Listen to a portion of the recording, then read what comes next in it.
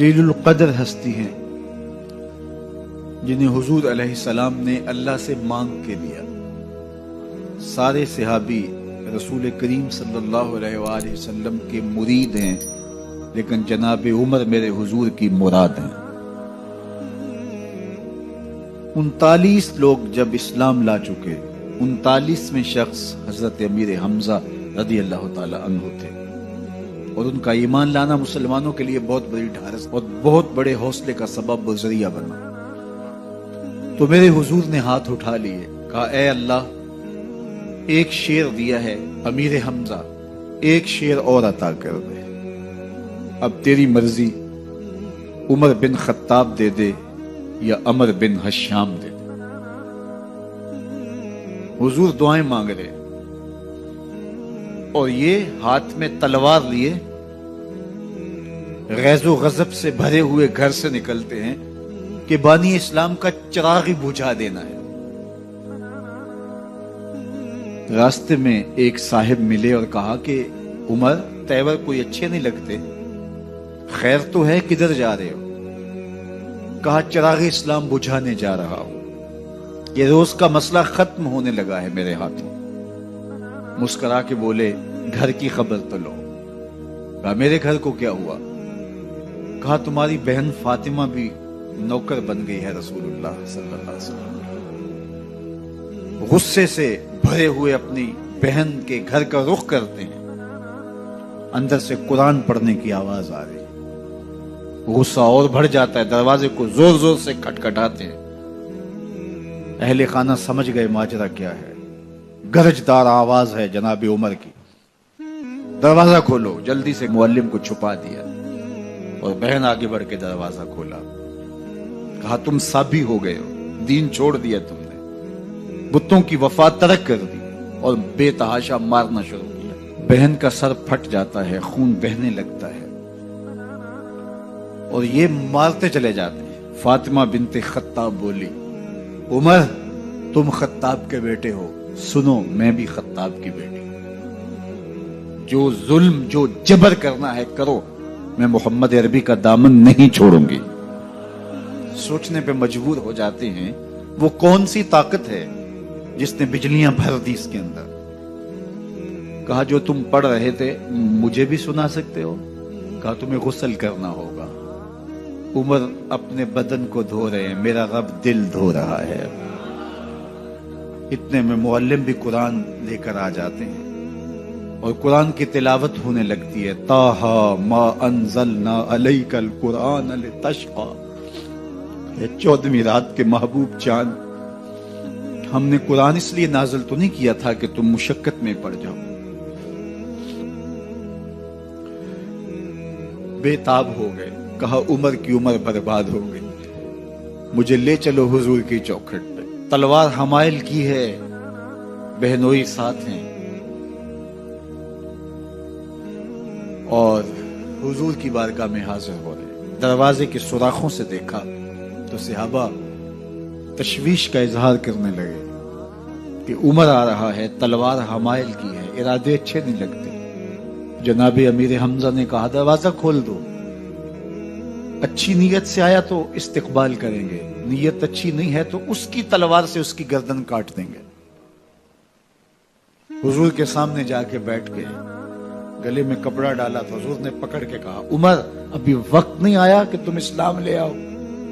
یہی وقت تھا عمر کے اسلام لانے کا۔ لبوں پہ کلمہ جاری ہو گیا، اللہ اکبر کی صدا اس زور سے گونجی کہ مکے کی گلیاں گونجنے لگی۔ اسلام لانے کے بعد حضور سے پوچھتے ہیں حضور کیا ہم حق پر نہیں ہیں؟ فرمایا ہم حق پر ہیں۔ اللہ کا دین سچا نہیں ہے؟ کہا اللہ کا دین سچا ہے۔ آپ اللہ کے سچے نبی نہیں ہیں؟ فرمایا میں اللہ کا سچا نبی ہوں۔ تو کہا پھر ہم چھپ کے عبادت کیوں کریں؟ اب مسلمانوں کی 2 صفیں بنتی ہیں، ایک صف کی قیادت امیر حمزہ کرتے ہیں، دوسری صف کے آگے آگے عمر بن خطاب چلتے ہیں، اور حضور درمیان میں ہیں، اور یہ ملکوتی قافلہ صحن حرم میں آ کے اعلانیہ عبادت کرتا ہے۔ حضرت عبداللہ ابن مسعود رضی اللہ تعالیٰ عنہ فرماتے ہیں عمر کا اسلام لانا اسلام کے لیے عزت کا سبب بنا۔ اسلام کے وقار کی علامت بن گیا. ایک ایک کے دروازے پہ جا کے دروازہ کھٹکھٹا کے کہتے ہیں. وہ تو اور خبر سننے کے لیے بے چین تھے کہ یہ بانی اسلام کی زندگی کا چراغ بجھانے گیا تھا, کوئی خبر لایا ہوگا. وہ کہتے ہیں آؤ عمر کدھر آئے ہو؟ کہا تمہیں بتانے آیا ہوں. کمزوروں سے پنجہ آزمائی کرتے رہے ہو, آؤ میرے سے بات کرو, میں محمد عربی کا نوکر بن گیا ہوں. اللہ اکبر. میرے حضور نے فرمایا جب اچھے لوگوں کا ذکر کرو تو میرے عمر کا ذکر بھی کیا کرو. میرے عمر کی زبان پر حق بولتا ہے, سچ بولتا ہے. ان الشیطان یفر من ظل عمر. عمر کے سائے کو دیکھ کے شیطان بھاگتا ہے. اللہ اکبر. اسلام لائے تو زندگی کی ایک ایک سانس اسلام کے لیے وقف کر دی. حضور کا پہرا دیا, حضور کی ناموس کا پہرا دیا, حضور کی شریعت کا پہرا دیا. اسلامی فتوحات پھیلی تو پھیلتی ہی چلی گئیں. کبھی مصر فتح ہو رہا ہے, کبھی ایران فتح ہو رہا ہے, آرمینیا تک مسلمانوں کی افواج پہنچتی ہیں. 22 لاکھ مربع میل پر حضرت عمر رضی اللہ تعالیٰ عنہ کی سلطنت پھیل جاتی ہے. عدل و انصاف کا دورہ ہوتا ہے. زمانے نے دیکھا کہ غیر مسلم بھی عدالت میں کھڑا ہے تو اسے خوف نہیں ہوتا تھا کہ میرے سے ناانصافی ہوگی, اس لیے کہ حکومت عمر کی چل رہی ہے. وہ بھی مطمئن ہوتا تھا کہ میرے ساتھ انصاف ہوگا. عبداللہ بن عمر اور عبید اللہ بن عمر بصرہ سے گزر رہے تھے ایک جنگ سے واپسی پر, تو حاکم بصرہ نے آپ کو کچھ پیسے دیے کہ یہ مال غنیمت میں جا کے جمع کروا دینا, اور پھر خود ہی مشورہ دیا کہ عراق کے اندر فلاں فلاں چیز بہت سستی مل جاتی ہے اور حجاز میں ان چیزوں کی قیمت زیادہ ہے, تو اگر آپ ایسا کر لیں کہ یہ ان پیسوں سے خرید لیں اور جا کے مدینہ المنورہ میں فروخت کر دیں تو جو زائد پیسے آپ کمائیں گے وہ آپ کے ہوئے, اور یہی اشرفیاں جو میں نے دی ہیں آپ کو, اتنی اشرفیاں بیت المال میں جمع کروا دینا. تم نے محنت کی ہوگی, تجارت کی ہوگی, تو جتنے بچیں گے وہ آپ کے ہوں گے. تو انہوں نے کہا بہت اچھا.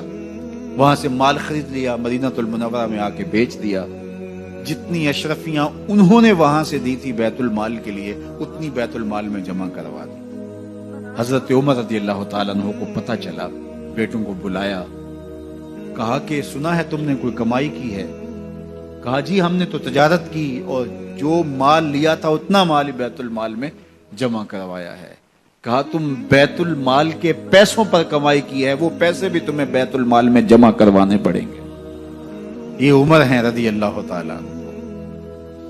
رومی شہنشاہ کی بیوی سلام بھیجتی ہے حضرت عمر رضی اللہ تعالیٰ عنہ کی اہلیہ کو, تو وہ 1 دینار ادھار لے کر کے اس کا عطر خریدتی ہیں اور شیشیوں میں ڈال کر کے ان کو بھیجتی ہیں کہ چلو ایک رواداری کا اچھا ثبوت فراہم کیا جائے.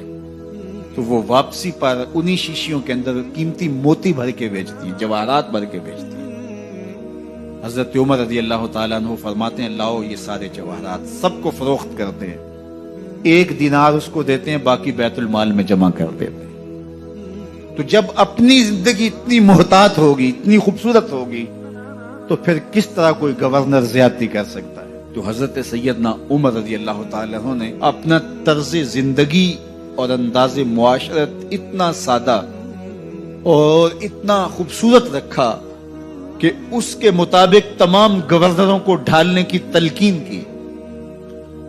آپ جب بھی کسی شخص کو بطور گورنر اس کا تعین کرتے تو اس کو یہ نصیحتیں کرتے, ایک ترکی گھوڑے پہ سوار نہیں ہوں گے, باریک کپڑا نہیں پہنیں گے, اور انچھنے آٹے کی روٹی کھائیں گے, مکان کا دروازہ نہیں لگائیں گے, کوئی حاجب نہیں رکھیں گے, چوکیدار نہیں رکھیں گے, بواب نہیں رکھیں گے, جو تمہارے تک پہنچنا چاہے ڈائریکٹ پہنچ جائے. اللہ اکبر. اور پھر جب کسی کو متعین کیا جاتا اس کی جائیدادیں لکھ لی جاتی کہ اس کے پاس کتنی جائیداد ہے, وہ حساب اپنے پاس رکھتے, اور جب وہ معزول ہوتا یا اس کا وقت ختم ہوتا تو آپ دیکھتے کہ اب اس کے پاس جائیداد کتنی ہے. اگر وہ جو پہلے آپ نے اپنے پاس ریکارڈ رکھا ہوتا اس سے جائیداد اس کی زیادہ ہوتی تو حضرت عمر بقیہ جائیداد بیت المال میں جمع کرتے. اللہ اکبر. اور یہ کیسے تھا؟ گورنر بول نہیں سکتا تھا، اس لیے کہ حضرت عمر کی اپنی بود و باش بھی اسی طرح کی تھی، اپنا طرز زندگی بھی اسی طرح کا. مال غنیمت میں بہت ساری چادریں آتی ہیں جو سب کو تقسیم کر دی جاتی ہیں. خطبہ جمعہ دینے کے لیے آئے تو ایک شخص کھڑا ہو گیا. عمر خطبہ بعد میں سنیں گے، پہلے یہ بتائیں کہ یہ جو تم نے قمیض پہنی ہے یہ کہاں سے آئی؟ مال غنیمت کے اندر جو چادریں آئی ہیں سب کے حصے میں ایک ایک چادر آئی. آپ داراز قد ہیں، ایک چادر سے قمیض نہیں سل سکتی، تو آپ کی قمیض کہاں سے آئی؟ پہلے اس سوال کا جواب دے دیجئے، پھر خطبہ سنیں گے. اللہ اکبر. آپ کے بیٹے کھڑے ہوتے ہیں. کہا ایک چادر سے میرے باپ کی قمیض نہیں بنتی تھی، میں نے اپنے حصے کی چادر بھی اپنے باپ کو پیش کی ہے. اس نے کہا اب سناؤ اور ہم سنتے ہیں. یہ ہے حضرت عمر رضی اللہ تعالیٰ عنہ کی اپنی ذاتی زندگی. ایاز بن غنم کے بارے میں یہ پتا چلتا ہے کہ وہ موٹے کپڑے نہیں باریک کپڑے پہنتا ہے. اس نے گھر کے دروازے پر بواب بھی رکھا ہوا ہے، چوکیدار بھی رکھا ہوا ہے.